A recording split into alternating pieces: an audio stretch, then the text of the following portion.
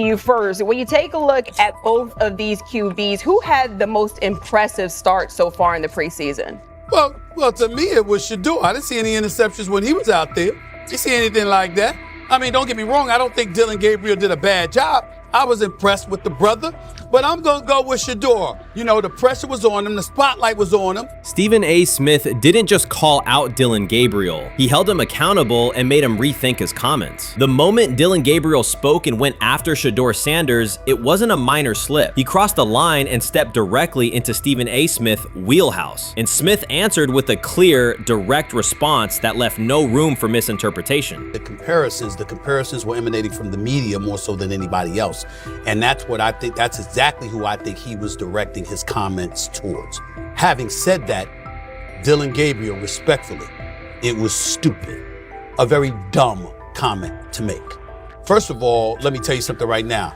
In every walk of life, far beyond the parameters of a football field. This wasn't casual sports commentary, it was a decisive critique. Dillon Gabriel's comments were taken apart by Stephen A. Smith with clear, direct points. Gabriel, a quarterback with solid stats but limited top-level achievements, chose to take a public shot at Shedeur Sanders. Shedeur, who has handled sustained media scrutiny and on-field expectations, became the target of an unnecessary criticism. Smith responded by challenging Gabriel's standing to make that claim, and by defending Sanders on the facts. The outcome was clear. Gabriel overreached, and Sanders didn't deserve the hit. Dan Orlovsky would sit up here in comparison to Shedeur Sanders, who did no such thing, and say, hey, thought he looked better. I got to give him the edge here. I thought it wasn't bad. A pick six and a fumble, and we can get over fumbles. Have you heard anybody say that? I know it's possible. Have you ever heard anybody say, we get over? Stephen A. Smith responded immediately. As soon as Dillon Gabriel made his comments about Shedeur Sanders, Smith delivered a clear, point-by-point critique that drew national attention across the NCAA media cycle. Dillon Gabriel has a reputation as a good quarterback, not a dominant one. He can post strong numbers against opponents like Tulsa, but his performance has been inconsistent when the stakes and competition rise to playoff level. Well, those who produce get treated differently than those who don't. What he said echoes the mentality of all of America practically, and most certainly the world, as we see things being globalized more and more every day. It was a stupid, idiotic, immature comment, because clearly you were feeling the heat because a lot of people was talking about how Shedeur should be QB. Dillon Gabriel is a capable quarterback, but not a standout. Even so, he chose to talk down to Shedeur Sanders, a quarterback who has navigated constant scrutiny and pressure and still represents the future of a program that was struggling before he arrived. The comparison was weak. The criticism was unnecessary. Stephen A. Smith recognized that and dismantled Gabriel's argument with a clear, direct response. How the Browns react to this, how the locker room reacts to this, how Shedeur reacts to this, because it was a clear shot at Shedeur. But let's say Dillon Gabriel's talking about the media. How could you be a brand new quarterback in the NFL and the first time you get behind a mic after your first game, you throw the media under the bus? That's arrogance. Stephen A. Smith excels in moments like this. When Dillon Gabriel made his remarks about Shedeur Sanders, Smith responded with a focused, direct critique. He questioned Gabriel's standing to make that claim, noting that Gabriel has transferred between programs and has not been a Heisman finalist. Without theatrics, Smith laid out why Gabriel's resume doesn't justify taking public shots at Sanders. Smith's point was clear. Targeting Shedeur Sanders, a quarterback central to his program's future and consistently under intense scrutiny, was misplaced. Gabriel's criticism lacked the substance to support it, and Smith methodically showed why. Content today on his 42nd I want you to be meaner. Birthday. That's number one. Number two, after the game, the Browns head coach Kevin Stefanski said there was a mix-up in the routes and that players were in the area that they shouldn't have been. Look at Stephen A's face. Look at Stephen A's face. Look at Stephen A. Oh my Lord. The strength of Stephen A. Smith's response was that he didn't just address Gabriel's remarks. He challenged the image around him. Dillon Gabriel often presents himself as an overlooked contender ready to surprise. But the reality is that his profile hasn't commanded broad attention. It's a clear reminder that not every opinion carries equal weight. In defending Shedeur Sanders, Stephen A. was direct and precise. Shedeur isn't just a quarterback. He is Deion Sanders' son, which subjects him to scrutiny far beyond anything Gabriel has faced. Even under that pressure, Shedeur has maintained his composure, shown confidence, and delivered in key moments that helped revive a program many had written off. Stupidity, all of it. I thought it was a clear shot at Shedeur due to the fact that his Oregon coach threw a shot at Coach Prime and Shedeur during their meeting at Colorado last year. But you know what? The cream rises to the top. Let's see what happens this week. I see a lot of the media talking about they think it was about the media and not about Shedeur. And I think that's a chess move. For Dillon Gabriel to take shots at Shedeur Sanders was a miscalculation. Stephen A. Smith made the mismatch clear. Gabriel's attempt to shame Sanders was unnecessary and counterproductive. You don't target Deion Sanders' son when Deion has turned Colorado into primetime television. It underscored that Dillon Gabriel has often played with a chip on his shoulder because the spotlight hasn't followed him. He has been around long enough to compile numbers but not to earn broad respect. That's why going after Shedeur was misguided. Sanders, despite ups and downs, drives headlines. Gabriel's most notable headlines have been his transfers. Stephen A. Smith pressed that point without hesitation, challenging Gabriel's standing and leaving his argument looking like a forced throw that turns into a pick six. You know what? Still needs to thank me a little bit more for that restaurant I treated him and his family to, because it was big time, and stop embarrassing me by going places and trying to use coupons. That's how pathetic he is. The point is that a pick six and a fumble is usually considered a bad day. Stephen A. Smith didn't need to raise his voice to make the point. He presented Dillon Gabriel as a player whose talk outpaces his resume and defended Shedeur Sanders with clear comparisons. That's why he called Gabriel out so directly. The comparison wasn't just unfair, it was forced. Now look at Gabriel's record. The numbers are solid and he can win against average defenses, but the resume lacks defining markers. There's no sustained Heisman contention, no late season surge that reshaped the national picture, and no postseason moment that cements a legacy. The track record reflects steady production, not top-tier impact. That's the gap Smith underscored. Gabriel's criticism of Shedeur Sanders wasn't supported by what he has accomplished, while Sanders continues to carry a program under constant scrutiny. Let's see some of them step up and make some plays out there. Ain't no way. Gabriel Ain't no way. He's not built like that. No way. And this one is picked off and going back the other way. Oh my God, why did he stop playing? Now it's a foot race. And that is that. They told me bust out my AP, perfect timing. H-shot, we about to get legendary. Shedeur start the next game, baby. Shout out Dillon though, you know what I'm saying? Bro, I love you, my heart. What am I bigger than cheese, bro? You know what I'm saying? But Shedeur got it. Shedeur Sanders is a national brand who draws viewers for both performance and result. Dillon Gabriel's attempt to diminish him read as resentment. And Stephen A. Smith called out the insecurity and lack of awareness directly. Colorado under Deion Sanders is prime time, and Shedeur sits at the center of that spotlight. If Gabriel expected the sports world to agree while he took a shot at Shedeur, he misread the moment. Smith dismantled the argument and questioned the credibility behind it. Gabriel will move on. He'll keep playing, give interviews, and have fans, but this exchange will trail his media profile as a reminder of a misstep. It's a clear example of a resume that doesn't justify taking public aim at a quarterback carrying that level of scrutiny and responsibility. For the Cleveland Browns preseason game today is that the way that some white folks watched Shedeur Sanders last week is the way that some black folks were watching Dillon Gabriel today. And it's not Dillon Gabriel for Dillon Gabriel's sake.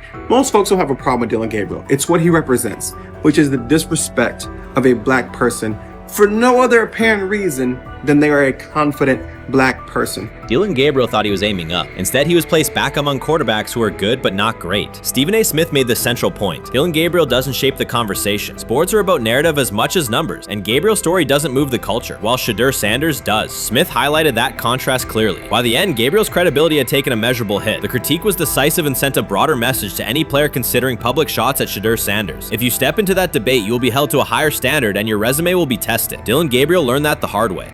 honestly, guys notice it more when you're out winning games, right? If Cleveland starts off in a bad start, they're not doing well, and all of a sudden Shedeur or Dillon Gabriel are doing well in 7-on-7, they're throwing dimes, and practice drills, the number one defense can't stop them.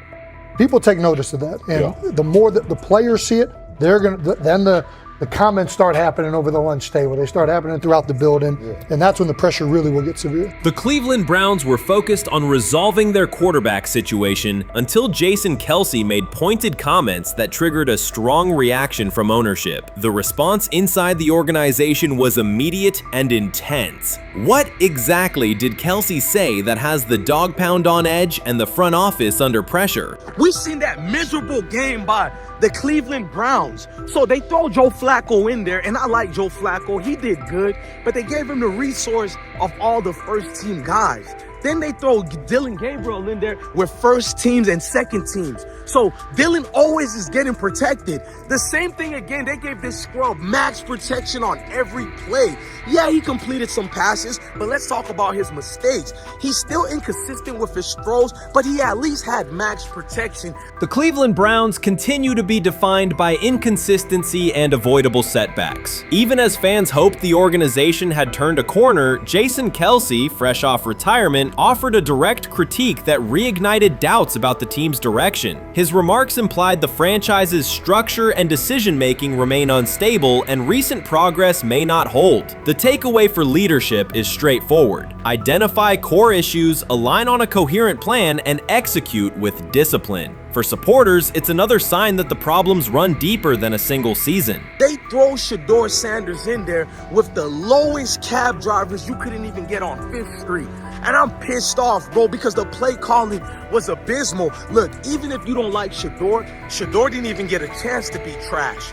Even if you think Shedeur is garbage, he didn't even get a chance to be garbage. That's how awful the offensive line was. Kevin Stefanski still doesn't want to give Shedeur second strings and first strings reps. Why is that? Browns ownership's response shifted from measured to urgent. The pattern is familiar in Cleveland. The team once treated Johnny Manziel as a franchise solution, retained Hugh Jackson for a second year despite results, and invested heavily in Deshaun Watson through a costly trade and contract. These decisions reflect aggressive but poorly aligned planning. The outcome has been continued instability instead of sustained progress.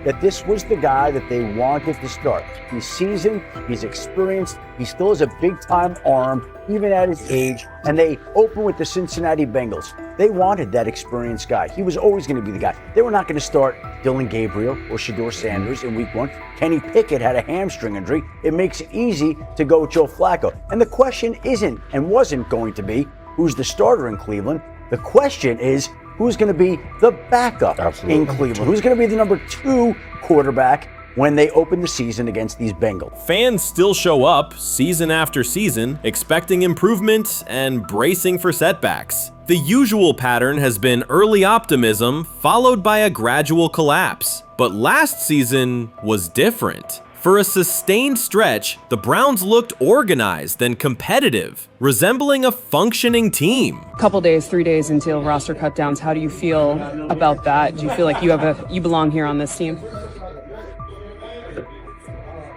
Obviously, I think overall as a player, I feel like I put in the work. I feel like everything I do, I try to do it to my best, and that's all I ask for. So I feel like everybody feels like, they should be on the team, and if you ask anybody on the team, would they feel like they belong, in their own eyes. So I feel like I do, but I'm my own player, I think about myself in a high regard. The front office entered the offseason confident. Kevin Stefanski was being praised, and the Dog Pound believed the team had made real progress. Then Jason Kelce delivered a pointed assessment that cut through the optimism. Fresh into retirement, the former Eagles All-Pro and Super Bowl champion said Cleveland still looks like a team patching over issues rather than building a durable contender. Kelce's view was direct. The Browns' structure is fragile, and the roster is too dependent on perfect health at quarterback. He argued the team is one injury away from losing continuity and sliding backward. Because Kelce has operated inside a stable, championship-level organization, his comments carried weight with players, media, and fans. The reaction was immediate. People took his critique seriously, not as outside noise, but as an informed evaluation of how a successful team should be built. Ownership also felt the impact. Jimmy Haslam's response shifted to urgency, a sign that leadership recognizes the stakes.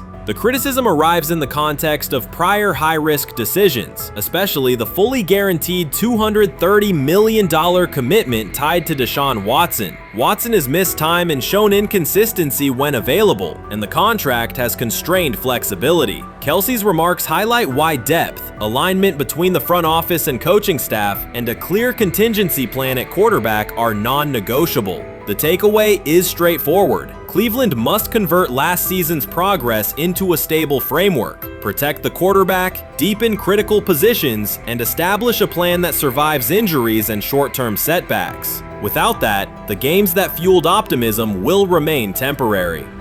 If you're a betting man, who do you think starts for the Browns at quarterback? Okay, this is the situation. Kenny Pickett, they actually traded for him. Joe Flacco, no one's bringing Joe Flacco in the building thinking Joe Flacco's going to be the starter. If Joe Flacco is your starter, you got a problem. You have a huge problem. And if they were saying Shedeur was the starter as the 5th rounder, you got a real problem too, because he passed over all these guys in these reps in the offseason in shorts, in bikini shorts, Speedos and stuff. Like, no. That kind of stuff. So I'm not that surprised when you put down a 3rd round pick on a quarterback. You do believe he has a certain skill set. Jason Kelce stated the obvious. Cleveland committed to a quarterback who hasn't played at an elite level in years, and Joe Flacco's playoff run didn't change the long-term outlook. Ownership appeared more upset that the criticism was public than by the substance of the critique. Many fans agreed. They've seen this pattern before. Rosters age, injuries are inevitable, and when a single contract dominates the cap, one setback at quarterback can undermine the entire season. Kelce's broader point was about structure. The Browns prioritized the high-cost, uncertain starter over depth and contingency. The late-season surge masked issues that remain: limited cap flexibility, thin depth at key positions, and an offense that lacks a credible plan B. Fans recognize how quickly a strong defense can decline with injuries, and how an offense without redundancy stalls. The AFC North raises the stakes. Baltimore with Lamar Jackson sustains a top standard. Cincinnati with Joe Burrow returns to contention when healthy. Pittsburgh rarely slips below .500 under Mike Tomlin and wins with defense and consistency. In that environment, Cleveland can't rely on perfect health or peak form from one player. The path forward is clear. Diversify cap allocation, reinforce the offensive line and receiver depth, carry a legitimate backup plan at quarterback, and install a scheme that functions regardless of who is under center. Given what we saw yesterday with Shedeur Sanders, somebody on the Cleveland Browns is 100% getting fired, probably by the end of this year. The person who's probably going to end up getting fired is Kevin Stefanski, because I know that he didn't want Shedeur Sanders on the team. It was Andrew Berry who made that pick. You can't really go against your GM. Bad things happen in this situation. But Shedeur Sanders is not without fault for what we saw yesterday. This is the play that we saw yesterday that has the internet just exploding, where Shedeur Sanders took like a 24-yard sack. Half of the internet is saying that this is all Kevin Stefanski's fault. Cleveland showed progress last season, but the underlying concerns remain. Jason Kelce highlighted them directly. The Browns' long-term plan is fragile, cap-constrained, and overly dependent on perfect health at quarterback. His comments focused attention on structural issues, roster depth, continuity in coaching, and a sustainable offensive approach, rather than a single hot streak. That criticism resonated because it reflected what many around the league already see. Ownership's reaction underscored the sensitivity. Jimmy Haslam has presided over frequent coaching and quarterback changes, and external scrutiny carries weight when it comes from a respected veteran with championship experience. Kelce's remarks reinforce that last year's Joe Flacco stretch was a short-term solution, not a foundation. The team still needs a durable plan that can withstand injuries and inconsistency. The practical takeaway is clear: stabilize the system, diversify cap snap usage and build depth at key positions so the offense functions regardless of who is under center. That includes a coherent development pathway for younger talent such as Shedeur Sanders, with defined practice reps, protection, and scheme alignment. Kelce didn't say anything outrageous. He articulated the gap between a brief surge and a credible long-term contender. I have the faith of a mustard seed, right? Because this is the greatest resurrection since Jesus the Christ, right? Like at some point, Joe Flacco was thinking about getting into TV, right? Joe Flacco didn't have a job, and then now you not only come back and start for the Cleveland Browns late in the 2023 season, but they came back around to you. You're now the day one starter for a franchise that just 2 years ago was in the playoffs. The Browns' quarterback situation remains unsettled. Deshaun Watson was expected to be the long-term answer, but injuries and inconsistent play have prevented him from reaching an elite level. When the team turned to Joe Flacco after Watson's season deteriorated, Flacco immediately lifted the offense and produced results that highlighted the gap between expectations and reality. That a 39-year-old late addition could outperform a $230 million starter was not just a short-term surprise, it raised fundamental questions about roster construction and evaluation. Quarterback depth has been fragile, and the late-season surge masked broader structural problems. Jason Kelce's remarks made that clear. Cleveland is vulnerable if the starter is unavailable, cap flexibility is limited, and the offensive plan lacks a stable contingency. His critique drew attention to leadership and planning as much as on-field performance. Jimmy Haslam's strong reaction reflects the pressure on ownership. The organization has promoted a message of stability and progress, but Kelce's assessment suggested those gains are not yet durable. The path forward requires a realistic approach to the cap, a credible backup plan at quarterback, and a system that holds up regardless of personnel. The rumors have ended. The decision is public. Cleveland Browns owner Jimmy Haslam has informed every level of the organization that unless an unforeseen injury intervenes, Shedeur Sanders will start at quarterback in week 1. The announcement is not an informal suggestion or a quiet push in the background. It is a direct order. Multiple independent reports, amplified most visibly by Colin Cowherd, confirm that Haslam delivered the directive himself. From the owner's viewpoint, the logic is simple. No one else on the roster offers the same combination of talent, leadership, and long-term upside. Joe Flacco is approaching the twilight of his career. Kenny Pickett has shown flashes but remains inconsistent. Dillon Gabriel, taken in the 3rd round, is a developmental project. By contrast, Haslam believes Sanders can alter the franchise's trajectory immediately, and he refuses to allow internal hesitation to stall that possibility. The standoff traces back to April. General manager Andrew Berry and head coach Kevin Stefanski entered the draft wanting a low-profile prospect who would fit quietly into the existing depth chart. They prioritized scheme familiarity, modest public attention, and a clear developmental timeline. When the board lined up, they reached for Gabriel in round 3, reasoning that an early investment would justify keeping a rookie on ice behind the veterans. But Sanders continued to slide, first through day 2, then deep into round 5. Haslam watched the names come off the board, convinced the league's bias against Deion Sanders' outspoken son was obscuring legitimate first-round talent. When Cleveland's 5th-round pick arrived and Sanders was still available, Haslam intervened. He did more than approve the choice, he overrode the original plan, making it clear that the organization would select Sanders and give him every chance to compete. From that moment on, the Browns' internal narrative splintered into 2 camps, those ready to accelerate around their owner's vision and those still trying to protect their original approach. Once rookie minicamp began, Sanders erased much of the speculation. He commanded huddles, processed coverages quickly, and delivered throws with anticipation that belied his draft slot. Teammates noted his willingness to accept blame for missed timing, then correct the error without dramatics. While Flacco and Pickett split most first-team reps, Sanders treated limited opportunities as full-speed auditions. During organized team activities, he identified blitz looks, redirected protections, and consistently found his second read when the primary route was covered. More than one defensive veteran told local reporters that Sanders looks like the best arm in the building. That assessment forced Berry and Stefanski to reevaluate their timetable. They could no longer label Sanders a long-term project without contradicting on-field evidence. Drafting Gabriel 2 rounds earlier had provided the staff an excuse to slow roll Sanders' ascent. Coaches could point to investment cost, meeting room familiarity, and installation comfort to justify Gabriel's snap share. Yet each practice rep in which Sanders outperformed the 3rd rounder weakened that shield. Behind closed doors, position coaches began requesting more Sanders film for cut-ups, and offensive assistants quietly shifted meeting questions toward concepts the rookie already executed well. By mid-June, Barry himself started describing Sanders not as a developmental asset, but as a competitive option.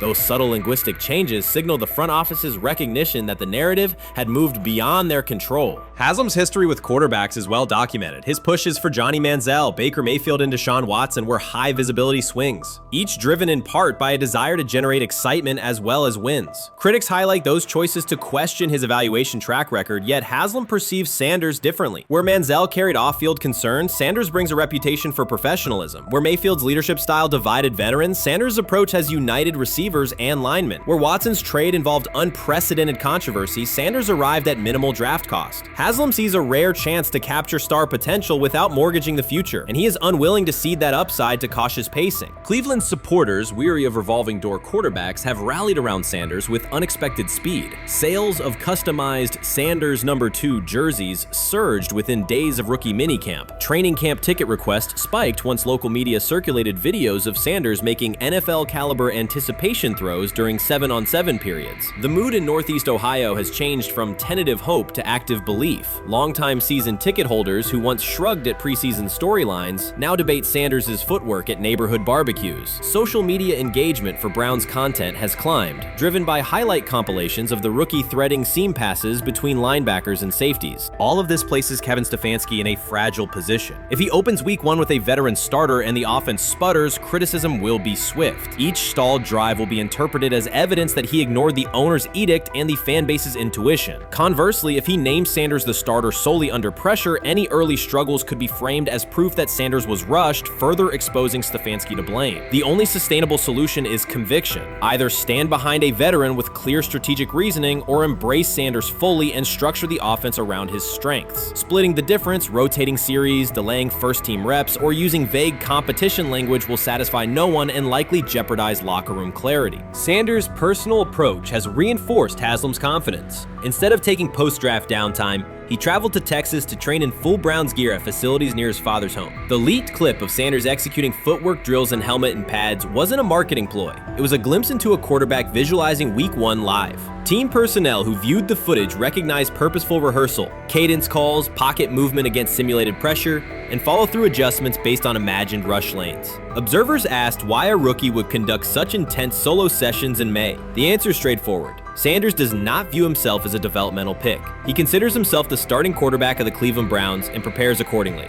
On pure ability, Sanders' arm strength ranks with the league average for starters. His accuracy to the intermediate middle, an area where the Browns' current scheme generates high leverage completions, has drawn consistent praise from receivers. The primary areas still under review are blitz recognition and live bullets and timing on deep outbreaking routes versus press coverage. Those developmental checkpoints are significant, yet daily practice reps show acceleration. In contrast, Flacco's mobility limits the boot action game that Stefanski installed to help Mayfield early in his tenure. Pickett can extend plays, but struggles to attack tight windows between linebackers and safeties, an essential requirement in Cleveland schematics. Gabriel remains an unknown at NFL speed. Thus, the competitive landscape favors Sanders sooner than the coaching staff originally planned. The franchise now stands at an inflection point. Haslam's mandate, the locker room's growing support, and the fan base's enthusiasm all tilt towards Sanders. The front office's earlier strategy, anchored in patience and quiet development,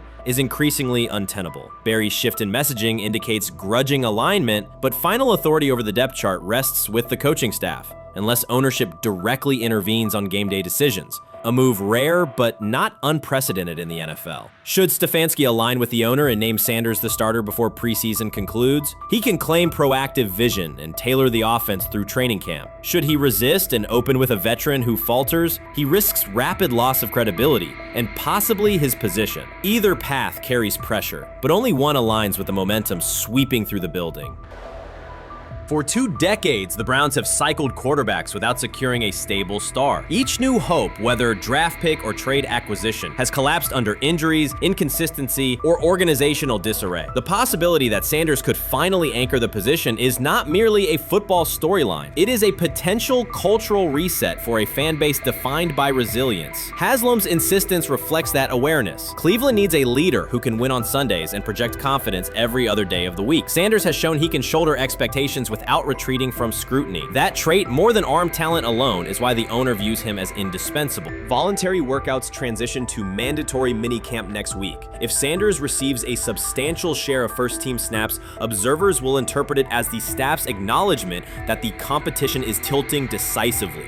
A public declaration may not follow immediately, but every rep allocation is a signal. If, however, the staff continues funneling most top unit snaps to Flacco or Pickett, tension will escalate. Local media will question the evaluation process. National analysts will debate the merits of letting a rookie learn through live action versus controlled practice. Inside the facility, players will recognize any disconnect between performance and opportunity, and unity could fray. The Browns have reached a decisive moment. Shedeur Sanders has demonstrated the skill, poise, and work ethic to justify starting in week 1. Jimmy Haslam has publicly positioned him as the future, and by implication the present of the franchise. Kevin Stefanski and Andrew Berry must either endorse that vision or brace for the consequences of delaying it. For Cleveland fans, the significance is clear. A legitimate chance to exit the cycle of quarterback uncertainty and rally behind a signal caller capable of commanding the field and galvanizing the city. Whether that opportunity is seized promptly or postponed will define the Browns' 2025 season and likely the tenure of the decision makers involved. Urban Meyer's roster history underscores the absurdity. Meyer coached Aaron Hernandez, whose off-field crimes are well documented, along with other players entangled in assaults, academic misconduct, and more. Yet Feinbaum singled out Newton, a national champion, Heisman Trophy winner, and NFL MVP, as the worst. This selective condemnation is not new. When Deion Sanders recently suggested implementing an NIL salary cap to restore competitive balance, Feinbaum dismissed the proposal and called Sanders a hypocrite rather than engage with the substance. The pattern repeats. Feinbaum routinely targets Cam Newton, Deion Sanders, Jameis Winston, Lamar Jackson, outspoken black athletes and coaches, while extending grace to figures such as Nick Saban, Kirby Smart, Dabo Swinney, or Tim Tebow under similar circumstances. Newton is no longer content to remain silent while others distort his story. In response, he laid out an accurate chronology, highlighting facts the commentary networks rarely repeat. One long-standing myth is that Newton was expelled from the University of Florida. He was not. Tim Tebow held the starting job unchallenged, and Meyer had no intention of displacing his star. Like thousands of athletes each year, Newton transferred to find a place where he could play. The move was strategic, not disciplinary. He is with 3-2-2-5-3-17 to transfer to and Moorbeck. Meyer was. Critics habitually resurrect the 2008 laptop incident to tarnish Newton's entire career. Newton has acknowledged the mistake, but its relevance is overstated. The incident did not prompt his transfer, nor did it derail his trajectory. After leaving Florida, Newton enrolled at Blinn College, a Texas JUCO powerhouse, and led the Buccaneers to a national championship while posting dominant statistics. That performance earned him the opportunity to transfer to Auburn. At Auburn, Newton produced one of the most extraordinary single seasons in collegiate history. More than 4,000 yards of total offense, 50 combined touchdowns, an SEC title, a national championship, and the Heisman Trophy. Achievement compressed into a single year under intense scrutiny. Even that landmark season is recast by Feinbaum as a cautionary tale. He claims Newton ignored head coach Gene Chizik by diving for a goal line touchdown when told to kneel, jeopardizing the game. In reality, Newton explained that the decision was a collective adjustment made in the huddle after reading the defense. While Auburn still held timeouts, the Tigers maintained control and secured the championship. Portraying that moment as reckless serves to recast Newton's success as selfishness rather than leadership. Feinbaum's approach to Sanders reflects the same dynamic. When Sanders urged a structured NIL ceiling to protect athletes and stabilize rosters, Feinbaum immediately labeled him hypocritical. Yet when Saban or Swinney voice identical concerns, Feinbaum frames them as thoughtful guardians of the sport. The inconsistency reveals that the determining factor is not the argument but the identity of the speaker. Unapologetic black leaders who control their narratives, challenge entrenched hierarchies, and Feinbaum's commentary often functions as a check on that influence. fans. Newton countered Feinbaum's latest attack with a concise statement. "You're lying, Paul. Please stop." Behind those words lay a broader indictment of the media machinery that weaponizes half-truths. By calling Newton the worst player Meyer coached, Feinbaum was seeding doubt among fans, front office evaluators, and future historians. Newton, now an established media presence and entrepreneur, no longer depends on traditional outlets to correct the record.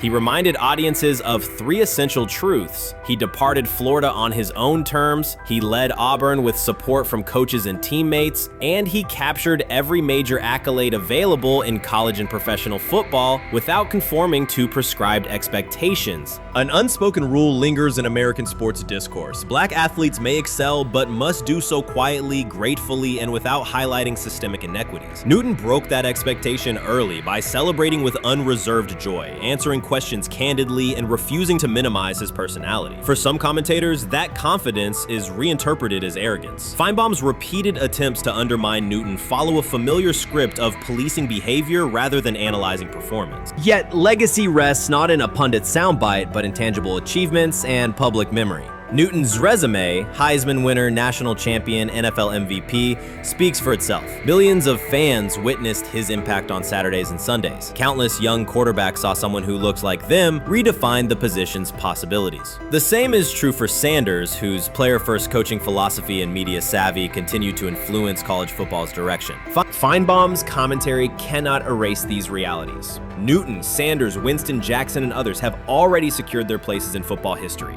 By publicly confronting misinformation, Newton set a precedent for athletes who now possess the platforms and technology to present their stories unfiltered. The microphone no longer belongs exclusively to legacy broadcasters. Newton holds it now, and he intends to keep it.